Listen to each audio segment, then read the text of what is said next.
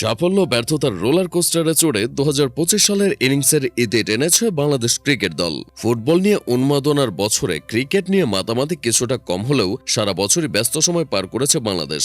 গড়েছে বেশ কিছু রেকর্ড। এক বছরের সর্বোচ্চ টি-20 জয়ের পাশাপাশি শর্টার ফরম্যাটে দলীয় সর্বোচ্চ ছক্কা হাঁকানোর রেকর্ডটিও হয়েছে এই বছর।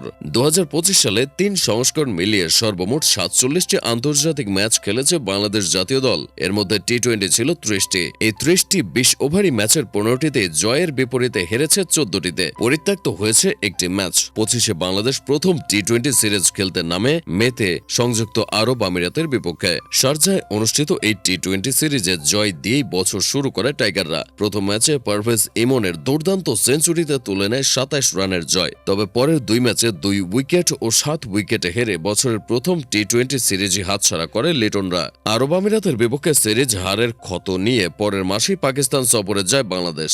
তাসকিন মুস্তাফিজদের অনুপস্থিতিতে সেই সিরিজে টাইগার বোলারদের তুলোধুনো করে পাকিস্তানি ব্যাটাররা। ৩ ম্যাচের সিরিজের সবগুলোতে বড় ব্যবধানে হেরে হোয়াইট ওয়াশের লজ্জা গায়ে মাখে লিটন দাসের দল। সেখান থেকে জুনের দ্বিপাক্ষিক সিরিজ খেলতে শ্রীলঙ্কায় যায় বাংলাদেশ। লঙ্কানদের সাথেও প্রথম টি-20তে হার দিয়ে সিরিজের সূচনা করে তারা। টানা ৬টি টি-20 হারের পর লঙ্কানদের মাটিতে দারুণভাবে কামব্যাক করে টিম টাইগার্স। বাকি ২ ম্যাচ ৮৩ রান ও ৮ উইকেটের বড় মার্জিনে জিতে সিরিজটি নিজেদের করে নেয় টাইগাররা। এরপর দেশে ফিরে এসে চলতি মাসে পাকিস্তানের বিপক্ষে হোম সিরিজে মুখোমুখি হয় বাংলাদেশ। ঘরের মাঠে পাকিস্তানি ব্যাটারদের কঠিন পরীক্ষা নিয়ে প্রথম ২ ম্যাচেই দারুণভাবে জয় তুলে নেয় টিম টাইগার্স। শেষ ম্যাচটি হেরে গেলেও সিরিজে জয়ের মাধ্যমে অ্যাওয়ে সিরিজে হারের প্রতিশোধ নেয় টাইগাররা। আগস্টের শেষ দিকে এশিয়া কাপের প্রস্তুতি হিসেবে নেদারল্যান্ডসের বিপক্ষে একটি সিরিজ খেলে বাংলাদেশ।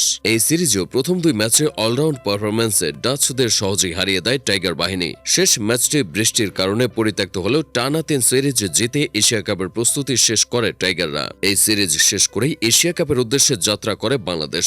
আবুধাবিতে গ্রুপ পর্বে নিজেদের প্রথম ম্যাচে মুখোমুখি হয় হংকংয়ের। লো স্কোরিং ম্যাচে সহজে জয়ের প্রত্যাশা থাকলেও ঘাম ঝরিয়ে ৭ উইকেটের জয় নিশ্চিত করে লিটন হৃদয়রা। পরের ম্যাচে একই ভেন্যুতে শ্রীলঙ্কার বিপক্ষে মাঠে নামে বাংলাদেশ।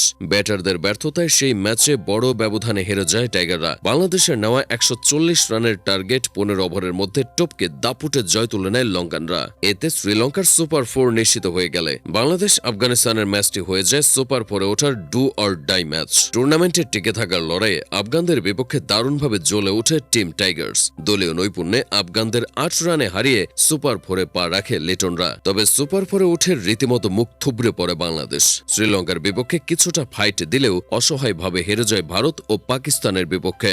সাইফ হাসানের ব্যাটিং মন মাতালেও দলীয় পারফরম্যান্স দিয়ে সমর্থকদের আশা পূরণে ব্যর্থ হয় বাংলাদেশ।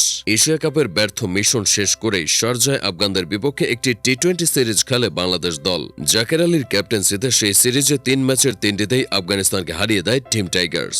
এশিয়া কাপের হতাশা থেকে ঘুরে দাঁড়িয়ে সমর্থকদের উপহার দেয় দারুণ এক হোয়াইট ওয়াশ। এরপর অক্টোবরে ঘরের মাটিতে একটি টি-20 সিরিজে উইন্ডিজের মুখোমুখি হয় বাংলাদেশ।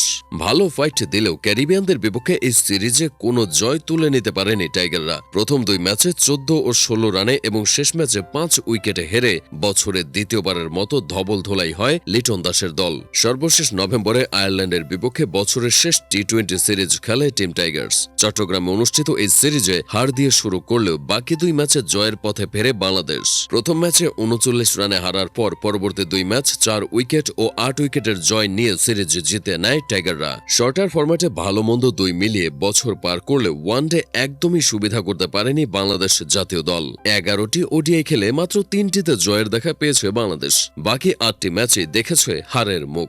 বছরের শুরুতেই চ্যাম্পিয়ন্স ট্রফির গ্রুপ পর্বের ২ ম্যাচে ভারত ও নিউজিল্যান্ডের বিপক্ষে হেরে দেশে ফেরে লিটন দাসের দল। এরপর জুলাইয়ে শ্রীলঙ্কা ট্যুরে প্রথম ওয়ানডে হারের পর দ্বিতীয় ম্যাচে কামব্যাক করলেও শেষ ম্যাচটি হেরে ২-১-এ সিরিজ শেষ করে টাইগাররা। এশিয়া কাপের পর আফগানিস্তান সিরিজে টি-20-তে ৩-০-এ জিতলেও ওয়ানডেতে আফগানদের কাছে ধবল ধোলাই হয় বাংলাদেশ। সর্বশেষ অক্টোবর ক্যারিবিয়ানদের বিপক্ষে বছরের শেষ ওডিআই সিরিজে মুখোমুখি হয় বাংলাদেশ। মিরপুরে স্লো উইকেট বানিয়ে প্রথম ম্যাচটি সহজে জয় পেলেও দ্বিতীয় ম্যাচে ড্র করে বসে উইন্ডিজ। ওয়ানডেতে প্রথমবার সুপার ওভার খেলে ক্যারিবীয়দের কাছে ধরাশায়ী হয় টাইগাররা। তবে শেষ ম্যাচটি বড় মার্জিনে জিতে সিরিজে জয় নিশ্চিত করে টিম টাইগার্স। ওডিআই টি-20 ছাড়াও এবছর ৬টি টেস্ট খেলেছে বাংলাদেশ, যার মধ্যে একটি ড্র ছাড়াও জয় এসেছে ৩টিতে। ২৫-এ বাংলাদেশ সাদা পোশাকে প্রথম মাঠে নামে জিম্বাবুয়ের বিপক্ষে। প্রথম ম্যাচে 3 উইকেট এবং দ্বিতীয় ম্যাচে 106 রান ও ইনিংস ব্যবধানে হারিয়ে জিম্বাবুয়েকে হোয়াইট ওয়াশ করে টিম টাইগার্স। এরপর শ্রীলঙ্কা সফরে খেলা 2টি টেস্টের প্রথমটিতে ড্র করলেও দ্বিতীয়টি ইনিংস ব্যবধানে হেরে বাড়ি ফেরে টাইগাররা। সর্বশেষ নভেম্বরে বছরের শেষ টেস্ট সিরিজে আইরিশদের বিপক্ষে মুখোমুখি হয় বাংলাদেশ। সাদা পোশাকের অনভিজ্ঞ আয়ারল্যান্ডকে প্রথম ম্যাচে ইনিংস ব্যবধানে এবং দ্বিতীয় ম্যাচে 217 রানের বড় ব্যবধানে হারিয়ে দেয় টিম টাইগার্স। বড় কোনো অর্জন না হলেও পুরো বছর জুড়ে জাতীয় দলে দাপটে দেখিয়েছে তরুণ ক্রিকেটাররা, খেলেছে ফিয়ারলেস ক্রিকেট। লিটন, ফেজ, তাসকিনদের মতো সিনিয়রদের সাথে সাইফ, তামিমের মতো তরুণরা ধারাবাহিক হতে পারলে আসছে বছর ভালো কিছুরই প্রত্যাশা করছেন সমর্থকরা। ভিডিওটি ভালো লেগে থাকলে আমাদের ইউটিউব চ্যানেলটি সাবস্ক্রাইব করে সাথেই থাকুন।